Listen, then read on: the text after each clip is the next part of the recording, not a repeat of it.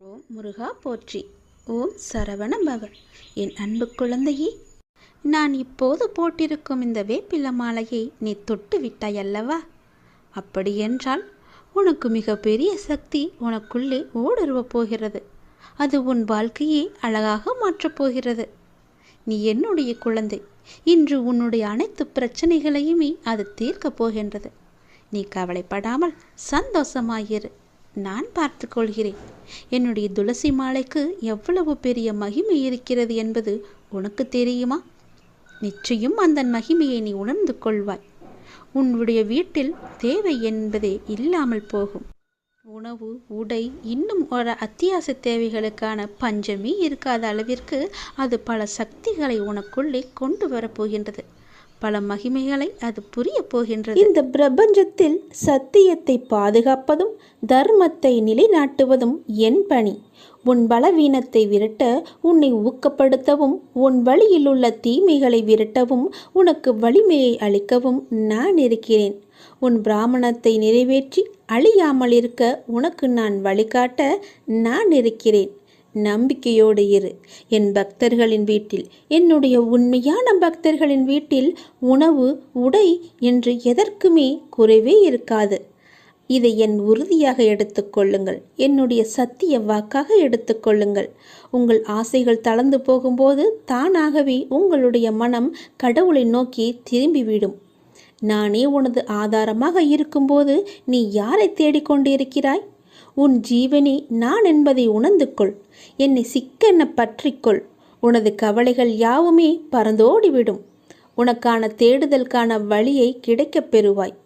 இதுவா அதுவா, எது சரி என்று மயங்கும்போது எது பிறருக்கு நன்மை அளிக்குமோ அதன் வழி செல்லல் வேண்டும் என்பதை நீ உணர்ந்து கொள். கர்ம வினைகளின் விளைவாக வாழ்க்கையில் நடப்பது நடக்கட்டும். அதை நம்முடைய மனம் உறுதியாக எதிர்கொள்ளட்டும். ஆனால் சாயியின் பாதங்களில் மேல் நமக்கு இடைவிடாத அன்பும் பக்தியும் என்றென்றுமே நிலவட்டும். அவருடைய புனிதமான உருவம் நமது கண்களின் எதிரில் எப்போதுமே இருக்கட்டும்.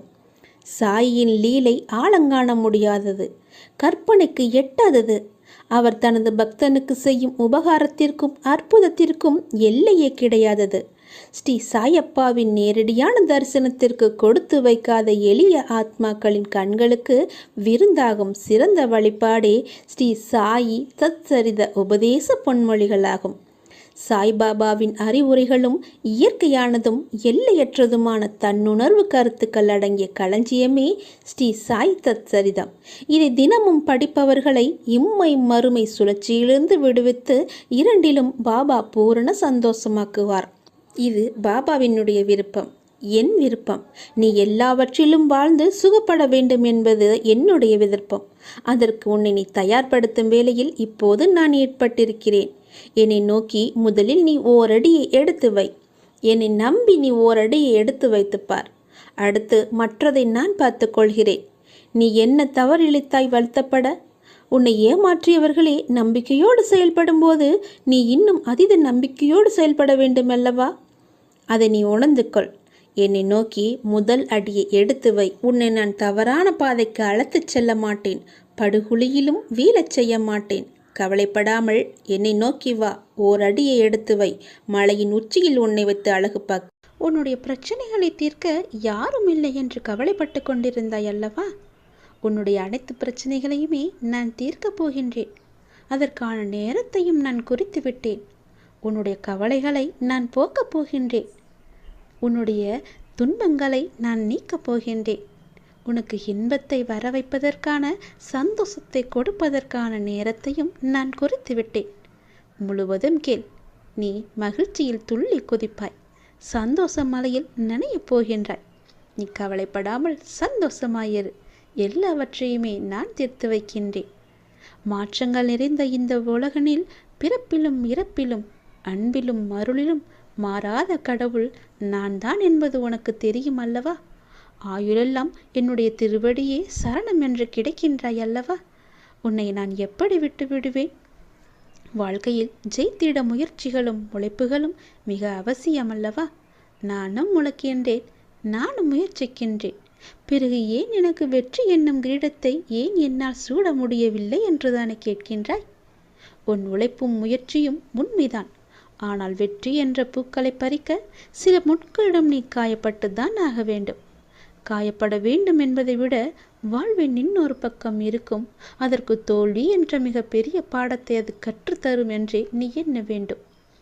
உன்னுடைய வெற்றிக்கு நடுவில் உனக்கு ஏன் இந்த சறுக்கல் தோன்றுகிறது என்று யோசித்து பார்த்தாயா? மன வலிமையை சோதிப்பதற்கே அது நடத்தப்படுகிறது என்பதை நீ உணர்ந்து கொள். மன வலிமையுடன் நீ போராடி அதற்கான துணிச்சலை கொண்டு அவற்றுக்கு வரும் தடையை எல்லாம் நீ எதிர்த்து பொறுமையும் நிதானத்துடனும் கூடிய நம்பிக்கையுடன் நீ செயல்பட்டால் அந்த அகிலமே உனக்கு கிடைத்த வெற்றி என்ற உணர்வை நீ நிச்சயம் அடைவாய். உனக்கு வரும் கஷ்டங்களால் அந்த நேரத்தில் மனசுமை உனக்கு அதிகமாகத்தான் தெரியும்.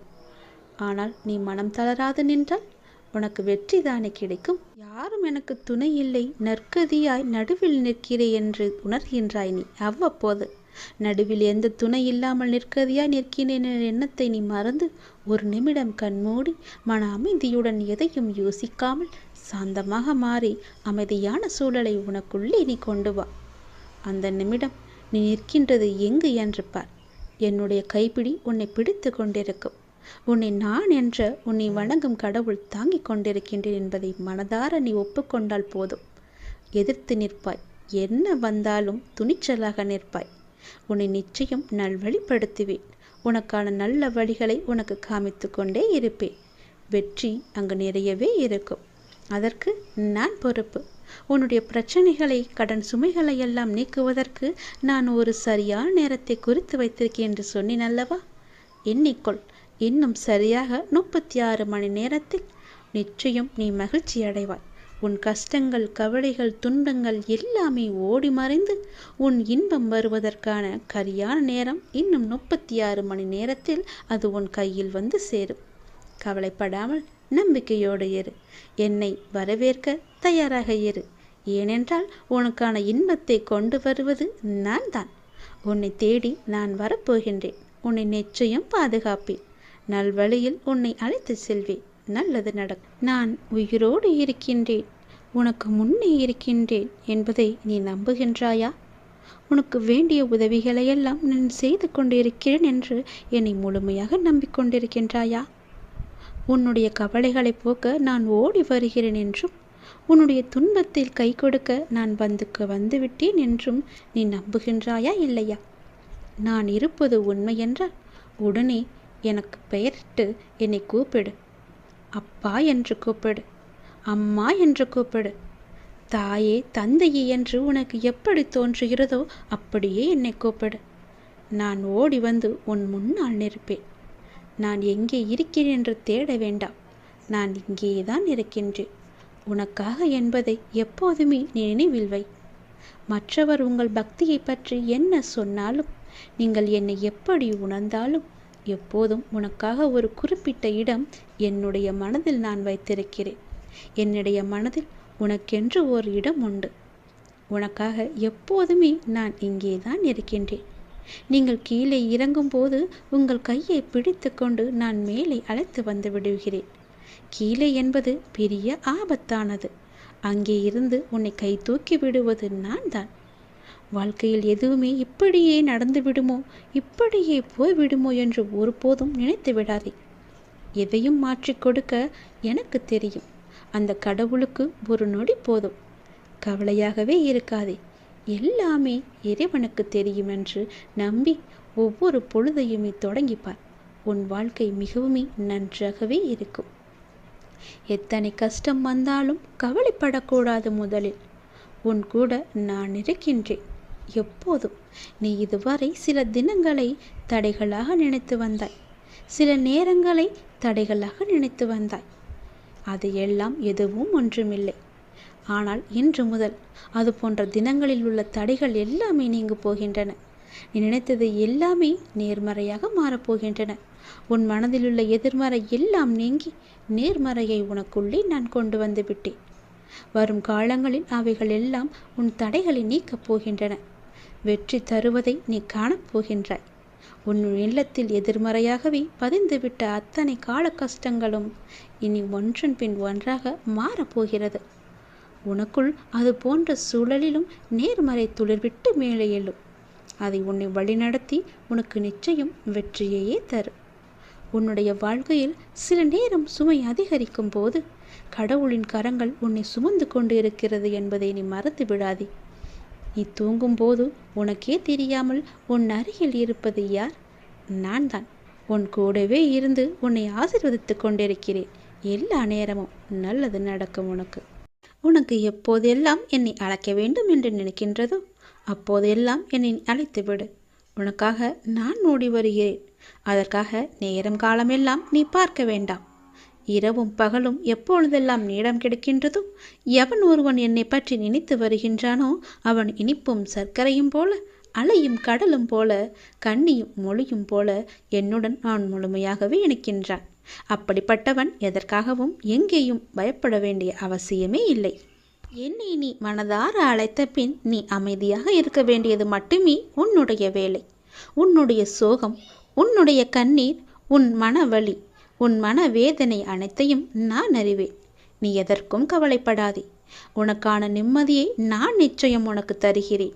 நீ எப்போது வேண்டும் என்று கேட்கின்றாயோ அப்போதே உனக்காக எல்லாவற்றையும் செய்து தர நான் ஆவலாக காத்திருக்கின்றேன் தங்கமி. நீ கேட்டது எல்லாம் உடனே கிடைக்க வேண்டும் என்று அவசரப்படாதே. பொறுமையாக காத்திரு. உனக்கு தர வேண்டிய நேரம் என்று ஒன்று இருக்கிறதல்லவா, அப்போது அது சரியாக உன்னிடத்தில் வந்து சேரும். அதுவரை நீ பொறுமை காத்து அமைதியாகத்தான் இருக்க வேண்டும். இந்த உலகில் எதுவுமே யாருக்கும் நிரந்தரமல்ல. கஷ்டங்கள் ஆனாலும் சந்தோஷங்கள் ஆனாலும் எல்லாமே வந்த வழி எதுவோ அதே வழியில் திரும்பத்தான் போகும். உன்னை எதிர்மறையாக்கும் எந்த ஒரு நிகழ்வுக்கும் நீ நேர்மறையாய் மட்டுமே உன்னை வெளிப்படுத்தி காட்டிப்பார். நீயும் எதிர்மறையாய் சிந்தித்து விடாதே. நான் உனக்கு துணையாக உனக்குள்ளே இருக்கின்றேன். அதனால் உன் மனதில் எப்பொழுதும் நேர்மறையை மட்டுமே நீ வைத்துக்கொள். அப்படி நீ இருக்கையில் நீ படும் துயரங்களை நான் நிச்சயம் அறிந்து அதற்கான தீர்வையும் நான் உனக்கு தருகிறேன். உன்னை சூழ்ந்துள்ள ஏமாற்றங்கள், துரோகங்கள், வஞ்சகம், ஏழ்மை, இன்னும் பல துயரங்களும் நீக்க வேண்டியிருக்கின்றது. இந்த அப்பாவை எண்ணி நீ வேண்டிக் கொள்கிறாய், சரியா? அப்படி நீ வேண்டிக் கொண்டது உன் மனதில் இருப்பது எனக்கு எல்லாமே எனக்கு தெரியும். உன்னை சூழ்ந்துள்ள துயரங்களிலிருந்து தப்பிப்பது எப்படி என்று யோசித்து யோசித்து நீ தூக்கம் வராமல் தவித்திருக்கின்றாய். உன்னை எல்லோரும் அவமானப்படுத்துவது போலவும், உன்னை கைவிட்டு விட்டது போலவும், எல்லாமே இருந்தும் எதுவுமே எனக்கு இல்லாதது போலவும், எல்லோரும் இருந்தும் அனாதை போலவும் இப்போது நீ உணர்கின்றாய். என் அன்பு குழந்தையே, அனைத்தையும் நான் அறிவேன். வாழ்க்கையில் நீ பயணிக்கும் வழியில் என் துணை நிச்சயமாகவே உனக்கு இருக்கும். அதை பற்றி சிறு சந்தேகம் கூட உனக்கு வேண்டாம். உன் வேண்டுதல்கள் எல்லாம் பலிக்கும். உனக்கு எல்லா சூழ்நிலைகளிலும் நான் துணை இருந்து நீ காத்து வருவேன். நீ எடுக்கும் எல்லா முயற்சிகளும் உனக்கு நிச்சயம் வெற்றி என்ற தீபத்தை மட்டுமே நான் ஏற்றி காமிப்பேன். என் மீது நம்பிக்கை வைத்து மட்டும் செயல்பட்டுப்பார். கவலைப்படாதே. எப்பொழுதும் உன் கூட இருப்பது உன்னுடைய அப்பா நானே. எல்லாம் நல்லதே நடக்கும். மனதனவில் உடைந்திருந்த எனக்கு ஒரு மருந்தாக, ஒரு உறவாக, ஒரு உயிராக அந்த அப்பாவே எனக்கு கிடைத்தார் என்பதை என்னால் வெறும் வார்த்தைகளால் சொல்ல முடியாத, விவரிக்க முடியாத ஒன்று. எத்தனை வேதனைகள் என் மனதில், எத்தனை சங்கடங்கள் என் மனதில், எத்தனை பிரச்சனைகள் என்னை சூழ்ந்திருக்கும் போது எனக்கு ஆதரவாக கை கொடுத்து தூக்கிவிட்டது என்னுடைய அப்பா. எனக்கு அவர் சொன்ன வார்த்தைகள்: தேவையில்லாமல் உன் உடம்பை நீ வருத்தி கொள்ளாதே. தேவையில்லாமல் உன் மனசை நீ வருத்தி கொள்ளாதே. நீ உன் வாழ்க்கையில் இப்பொழுது தத்தளித்து கொண்டிருக்கிறாய் என்பது எனக்கு தெரியும். உன்னை எனது கரம் கொண்டு இறுக பிடித்து காப்பாற்றி கொண்டிருக்கிறேன் என்பதும் எனக்கு தெரியும். அது உனக்கும் புரியும் என்று நான் நினைக்கிறேன். இன்னும் சில நாட்களில் அனைத்துமே மாறப்போகின்றது. உன்னுடைய துன்பங்கள், துயரங்கள் எல்லாமே முடிவுக்கு வரப்போகிறது. உன்னுடைய மிகப்பெரிய பணப்பிரச்சனை தீரப்போகிறது. உன்னுடைய மிக கஷ்டமான கடன் பிரச்சனை கூட அது முடியப் போகிறது. அதற்கான நேரத்தையும் காலத்தையும் நீ தொட்டு விட்டாய் தங்கமி. நிதானமாக யோசித்து மட்டும் நீ செயல்படு. எந்த விஷயத்திலும் நீ அவசரப்படாமல் பொறுமையாக இருக்க வேண்டும்.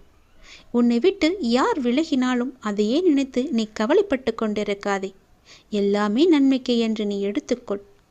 யார் உன்னை வெறுத்தார்களோ, யார் உன்னை உதாசீனப்படுத்தினார்களோ, யார் உன் நம்பிக்கையை கெடுத்தார்களோ அவர்கள் முன் நீ மென்மேலும் வளர்ச்சி அடைந்து உன் வாழ்க்கையை செம்மையாக மாற்றி காட்ட வேண்டுமல்லவா? அப்படி இருக்கும்போது நீ எப்பொழுதும் இதே போல சோர்வாக இருந்தால் என்ன அர்த்தம்? அவர்களை மேலும் மேலும் உன்னை துன்புறுத்தத்தானே ஆசைப்படுவார்கள். அவர்களுக்கு முன்னால் நீ வாய்விட்டு சிரித்துப்பார். அவர்கள் உன்னை பார்த்து எப்படி இருக்கிறார்கள் என்று நீயே கண்கூடாக பார்க்க போகிறாய். அவர்கள் முன் நீ வளர்ச்சி அடைந்து உன் வாழ்வில் வெற்றி பெறப் போகிறாய் என்ற வைராக்கியத்தோடு நீ செயல்பட வேண்டும். கவலைப்படாமல் இரு, நான் இருக்கின்றேன். உனக்கு மிகவுமே கொடியது என்ன என்றால் கோபம்தான். அந்த கோபம் உனக்கு வேண்டவே வேண்டாம். உன்னை என் உயிராய் நான் காத்து கொண்டிருக்கின்றேன். சோதனை காலம் என்பது எல்லோருக்கும் வரத்தான் செய்யும். சோதனை காலம் வரும்போது நீ பயப்படாமல் இருக்க வேண்டும், கலங்காமல் இருக்க வேண்டும். தந்தை தன் பிள்ளைகளை கண்டித்து நடத்துவதைப் போல இறைவனான நானும் நான் நேசிக்கின்றவர்களை கடிந்து நடத்துகிறேன். இதை புரிந்து கொண்டு நீ நடக்கும்போது நான் உன்னை என் பொறுப்பில் எடுத்துக்கொள்வேன். கவலைப்படாதே. அப்பா என்னை திட்டுவிட்டாரே, மிகவும் வருத்தப்பட வைக்கிறாரே என்று நீ சோர்ந்து போகாதே. நான் உன்னை கைவிட்டு விடவே மாட்டேன். நான் உன்னோடு எப்போதுமே இருப்பேன். பயப்படாமல் மட்டும் இரு, கலங்காமல் மட்டும் இரு. நீ பலம் கொண்டு திடமான மனதோடு நீ எழுந்து வர வேண்டும். உன்னை ஒருபோதும் நான் கைவிட்டு விட மாட்டேன் என்ற நம்பிக்கை உனக்குள் அச்சாணியாக பதிந்திருக்க வேண்டும். உன்னை விட்டு விலகவே நான் மாட்டேன் என்பதை நீ நம்ப வேண்டும். அப்பா என்னை கைவிட்டு விட மாட்டார் என்ற நம்பிக்கை உனக்குள்ளே இருக்க வேண்டும். அப்போது அந்த கலக்கமானது, உன்னுடைய பயமானது உன்னை விட்டு தூர ஓடிவிடும். எது வந்தாலும் நீ கலங்காதே. சோதனையை தருகின்ற நான் அதை தாங்கும் சக்தியையும் நான் உனக்கு தருவேன். அதுக்கு தப்பிக்கும் வழிகள் பலவற்றையும் நானே உருவாக்கி தருகிறேன். பிறகு ஏன் வருத்தம்? உனக்கு பின்னால் இருப்பது யார் என்று தெரியாதா? தெரிந்தும் இப்படி அமைதியாக இருப்பதற்கு எதற்காக? உனக்கு பின்னால் இருப்பது நான் தான். உன்னை என்றும் கைவிட்டு விட மாட்டேன். உன்னை கீழே விழும்படி நான் அமைத்து தர மாட்டேன். நீ விழும்போது உன்னை தாங்கி பிடிக்கவே உன் பின்னால் நான் இருக்கின்றேன். எதற்கும் நீ பயப்படாத இரு. எப்போதும் எல்லாவற்றுக்காகவும் சந்தோஷமாகவே இருக்க பழகிக்கொள். உன்னை எப்பொழுதும் நீ சந்தோஷமாகவே வைத்துக்கொள். நான் உன்னோடு இருப்பதால் நீ அனைத்திலுமே ஜெயிக்கப் போகின்றாய். நான் உனக்கு ஜெயம் தருவேன். கஷ்டம் வந்தால் துவண்டு போகாதே. அது உன் பூர்வ ஜென்ம கர்மா. இன்பத்தை எவ்வாறு சந்தோஷமாக ஏற்கின்றாயோ அதுபோல கஷ்டத்தையும் மகிழ்ச்சியுடன் ஏற்று என் மீது போட்டுவிடு. நான் பார்த்து கொள்கிறேன். உனக்கு துணையாக உன்னுடைய அப்பா நான் எப்போதுமே இருப்பேன். உன் வீட்டிற்கு வந்துவிட்டேன். என்னுடைய வரவால் உன் வேதனைகள் காணாமல் போகப் போகின்றது. உன் பேரும் புகழும் உயரப்போகின்றது. உன் உள்ளம் குளிரும் நல்ல செய்தியோடு நான் வந்திருக்கிறேன். கலங்காமல் கேள். ஏன் சோகம் உனக்கு? எதிர்காலத்தை நினைத்து நீ பயப்படுகின்றாயா? பொருளாதாரம் முன்னேறவில்லை என்று கவலைப்படுகின்றாயா? உனக்கு தேவையான விஷயங்கள் அதற்கான காலகட்டத்தில் உன்னை வந்து சேரும். அதை பற்றி நீ கவலைப்பட தேவையில்லை. உன் பொருளாதாரம் நன்றாகவே இருக்கும். கவலை வேண்டாம். நான் உனக்கு துணை இருக்கும்போது உன்னால் முடிந்த சிறு சிறு உதவிகளை மற்றவர்களுக்கு நீ செய்து வா. அடுத்தடுத்து உன்னுடைய பொருளாதாரம் நிச்சயம் மேன்மையில் முடியும். உன் வாழ்க்கை இப்போது என் கையில் இருக்கின்றது. அதை நீ நம்ப வேண்டும். உன்னை நிச்சயம் நான் உயர்த்தி காமிக்கின்றேன். உன்னோடு நான் இருப்பதை எப்படி நீ அணு அணுவாக உணர்ந்து கொண்டாயோ அது போலவே உன்னை அணு அணுவாக உயர்த்தி மிக பெரிய உயரத்தில் நான் வைக்கப் போவதை நீ காணப் போகின்றாய். உன் புகழ் உயரும். உன் உள்ளம் குளிரும். அந்த நல்ல நாளை இந்த ஆண்டில் நீ நிச்சயம் காண்பாய். எது நடந்தாலும் எல்லாமே நன்மைக்கே என்று நீ எடுத்துக்கொள்கின்றாய் அல்லவா? அந்த எண்ணத்திற்கே எல்லா நன்மையும் உனக்கு வந்து சேரும். நீ எப்போதும் உண்மையாக இருக்க முயற்சி செய்கின்றாய். ஆனால் எல்லோரும் உன்னிடம் உண்மையாக நடந்து கொள்ளாவிட்டாலும் உன் உண்மை அவர்களை நிச்சயம் மாற்றும். உன்னை அனைவரும் அவர்கள் மதிப்பார்கள். கவலையப்படாதே. நான் உன்னை உயர்த்தி காமிக்கின்றேன். எது நடந்தாலும் அப்பா இருக்கிறார் என்ற நம்பிக்கையோடு இரு. நான் உன் வீட்டிற்கு வந்து உன்னுடனே தங்கிவிட்டேன். என் வரவால் நீ இதுவரை சந்தித்த வந்த வேதனைகள் எல்லாம் எப்படி காணாமல் போனது என்று நினைத்து வியக்கும் அளவிற்கு நிச்சயம் உன்னுடைய வாழ்வில் பல நல்ல நல்ல மாறுதல்கள் எல்லாம் நடைபெறும். இனி ஒவ்வொன்றாக அது உனக்கு தெரிய வரும். வாழ்க்கையில் பல அற்புதங்கள் நிகழப்போகின்றது. எல்லாமே எனக்கு தெரியும் என்ற நம்பிக்கையோடு என்னிடம் ஒப்படைத்துவிட்டு எல்லாமே என் அப்பாதான் என்று இருக்கின்றாய் அல்லவா? நிச்சயம் நான் உன்னை கைவிட மாட்டேன். என் நிலைமை மாறவில்லையே. நானோ நீயே என்று கதியின்றி இருக்கின்றேன். உனக்கோ என்னை கவனிக்க நேரமில்லை என்று நீ புலம்புகிறாய். ஒரு நாள் இந்த வாழ்க்கை எனக்கு பிடித்த மாதிரி மாறும் அப்படி என்கின்ற நம்பிக்கையில் நீ ரொம்ப நாட்களாகவே வாழ்ந்து கொண்டே இருக்கின்றாய். அந்த ஒரு நாள் உன் வாழ்க்கையில் வெகு விரைவாக வரப்போகின்றது. அதை நான் உனக்கு பரிசாக தரப்போகின்றேன். அந்த பரிசோடு இந்த நாளை நீ மகிழ்ச்சியோடு கொண்டாடு. உன் மகிழ்ச்சியான முகத்தை நான் காண விரும்புகின்றேன். என் மீது நீ அளவற்ற பக்தி கொண்டிருக்கின்றாய். கண்மூடித்தனமான நம்பிக்கை வைத்திருக்கின்றாய். தெய்வீக சக்தி அதிகம் இருக்கிறது என்று நம்புகின்றாய். அது எதுவுமே பொய்யாகாது தங்கமே. உனக்கு தேவையான சக்தி தந்து உனக்கான அந்த நல்ல நாளை நான் உன்னிடம் ஒப்படைக்கப் போகின்றேன். நிச்சயம் அதற்கான நல்ல அறிகுறிகள் எல்லாம் உன் கண்ணில் தெழும்படி நான் அமைத்து தருகின்றேன். நீ நல்லதாய் நினை, உனக்கு நல்லதே நடக்கும்.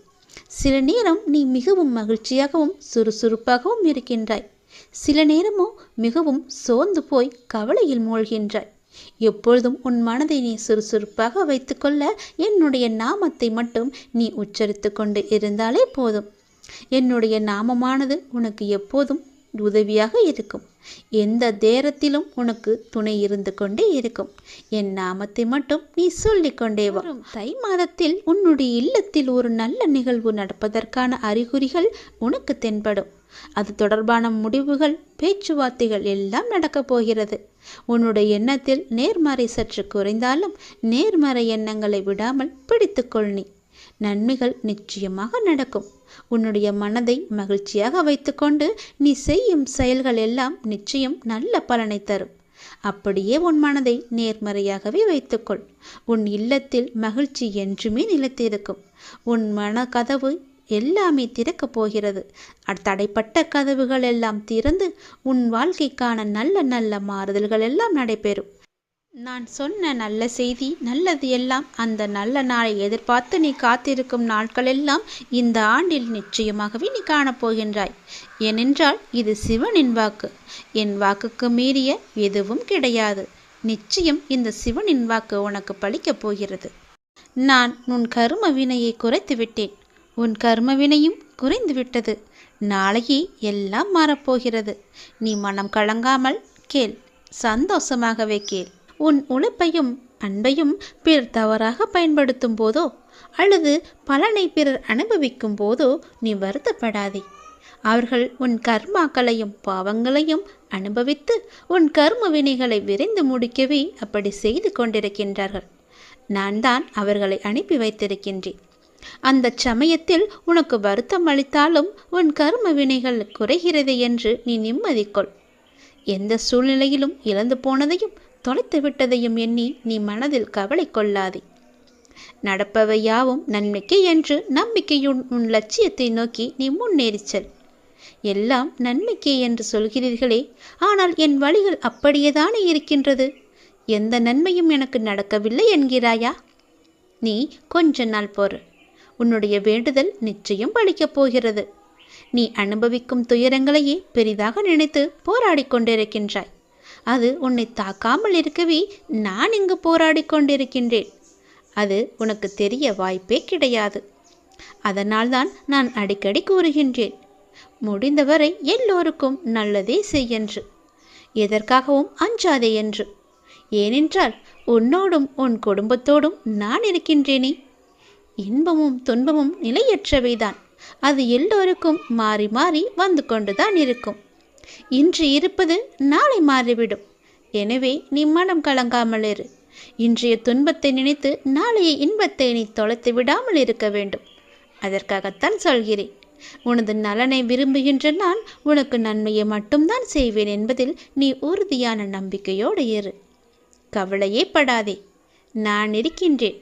என்றும் எங்கெங்கும் எப்போதும் என்றென்றுமே உன்னோடு. உனக்கு நல்லது மட்டுமே நடக்கும். நீ என் பரிபூர்ண அருள் முழுவதையும் பெற்றுவிட்டாய். என் ஆசீர்வாதத்தையும் அன்பையும் நீ பெற்றுவிட்டாய். உன்னுடைய பக்தியால் நான் உனக்கு அடிமையாகிவிட்டேன் என் தங்கமே. என்னிடத்தில் நீ பக்தி செய்ததால் நீ வருவாய். நிச்சயம் தொண்டு செய்வாய். அதன் மூலம் நான் உன்னிடத்திலேயே நான் ஐக்கியமாகி விடுவேன். உன்னுடைய வருகைக்காக நான் காத்து கொண்டிருக்கிறேன். நீ என்னிடம் வந்து மற்றவர்களுக்கு நீ தொண்டு செய். எனக்கு தொண்டு செய்ய வேண்டாம். மற்றவர்களுக்கு நீ தொண்டு செய்தால் நான் உன்னிடத்தில் வந்து உனக்கே நான் அடிமையாகி விடுகிறேன். உன்னிடத்திலே நான் இருந்து உனக்கு வேண்டிய உதவிகளையெல்லாம் நான் செய்கின்றேன். நீயோ மற்றவர்களுக்கு உதவி செய். உனக்கு தேவையானது எதுவோ அதை நானே தருகின்றேன். நீ அள்ளி அள்ளி கொடு, நானும் உனக்கு அள்ளி அள்ளி தருகின்றேன். நான் கொடுப்பதை வைத்து நீ மற்றவர்களுக்கு கொடு. உன் வாழ்க்கையில் பல நல்ல நல்ல மாற்றங்கள், நல்ல நல்ல நிகழ்வுகள், நீ கேட்ட சந்தோஷங்கள், மன மகிழ்ச்சிகள் எல்லாமே உனக்கு கிடைக்கும். நீ கேட்ட பண பிரச்சனை எல்லாமே தீர்ந்துவிடும். நான் உனக்கு அள்ளி அள்ளி தரும்போது நீ உன் இரு கைகளையும் தூக்கி அதை வாங்கிக்கொள். நான் தருவது உனக்காக மட்டுமே. உன்னுடைய உண்மையான பக்தியால் நீ என்னை வென்று விட்டாய். நீ என்னை அடிமையாக்கி விட்டாய். நான் உனக்கு எப்பொழுதும் தொண்டு செய்யவே நான் காத்திருக்கின்றேன். அதுபோல நீயும் தொண்டு செய்து மற்றவர்களின் வாழ்த்துக்களை நீ பெற்றுக்கொள். அதன் மூலம் உன் வாழ்க்கை மிக சிறப்பாகவே மாறும். நான் உன் நல்ல எண்ணத்தில் தான் நான் வைத்திருக்கின்றேன். அதுபோலவே நீயும் செய். உன்னையும் எல்லோரும் போற்றுவார்கள். நன்றாக இருப்பாய். நீ என்னுடைய இந்த பாதத்தை தொட்டுப்பார்.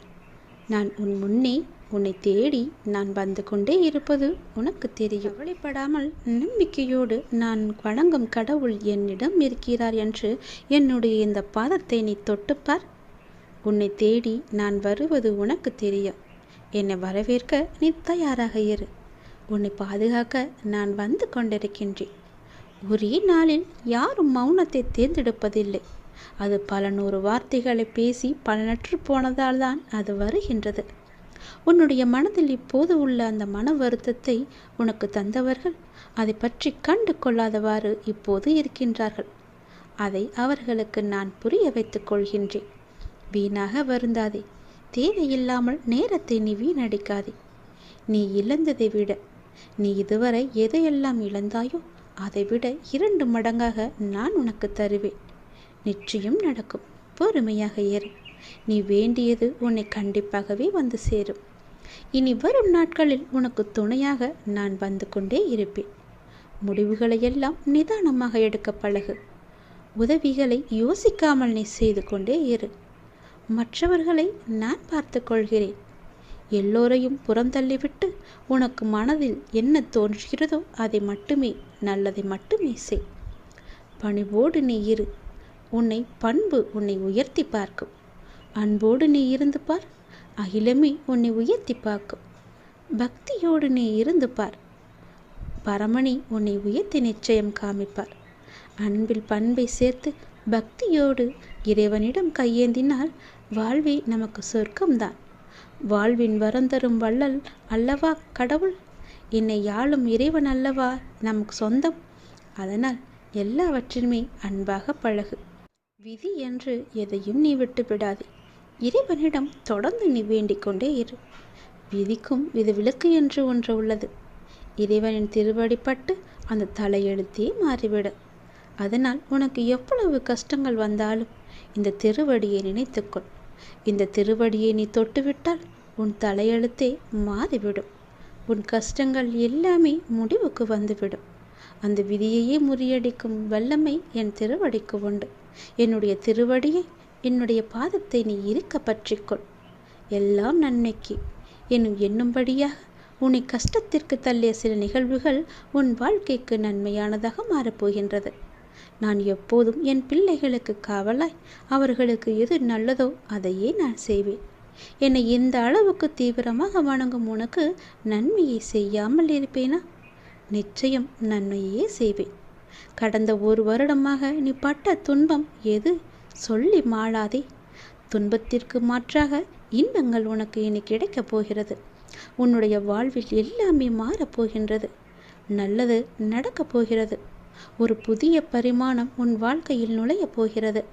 அது உன் வாழ்க்கையை அழகாக மாற்றப் போகிறது. நேர்மறை எண்ணங்கள் அங்கு நிறையவே இருக்கும். நேர்மறை சூழல்கள் அங்கு அதிகமாகவே இருக்கும். உனக்கு எப்போதும் அது துணை இருந்து கொண்டே இருக்கும். நீ என்னுடைய பிள்ளை. என் பாதத்தை நீ இருக்க பற்றி கொண்டால் துன்பம் கூட தூர ஓடிவிடும்.